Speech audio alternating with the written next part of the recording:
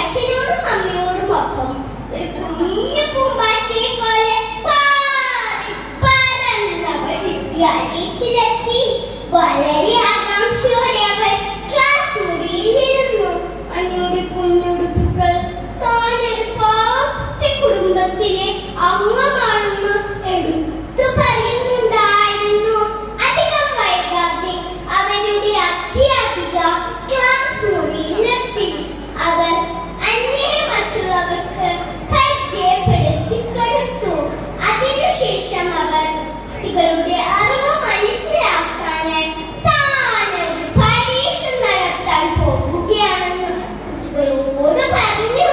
ചോദ്യമിതായിരുന്നു: ലോകത്തിലെ 7 അത്ഭുതങ്ങൾ ഏതൊക്കെയാണ്? ചോദ്യം കേട്ടയുടനെ എല്ലാവരും വേഗത്തിൽ ഉത്തരം എഴുതി തുടങ്ങി. അതെല്ലാം ആലോചിച്ചു.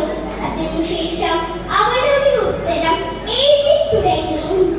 അധ്യാപിക എല്ലാവരുടെയും ഉത്തരം കടലാസ് വാങ്ങാൻ തുടങ്ങി. അന്നുടെ മുഖത്തെ പരിഭ്രമം കണ്ട് അധ്യാപിക അവളെ സമാധാനിപ്പിച്ചു.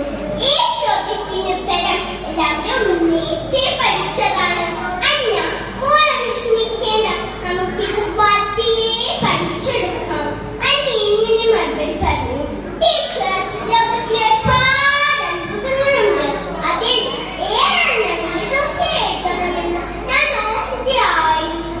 അന്ന ഇങ്ങനെ മറുപടി പറഞ്ഞ് തന്റെ ഉത്തര കടലാസ് അധ്യാപികയുടെ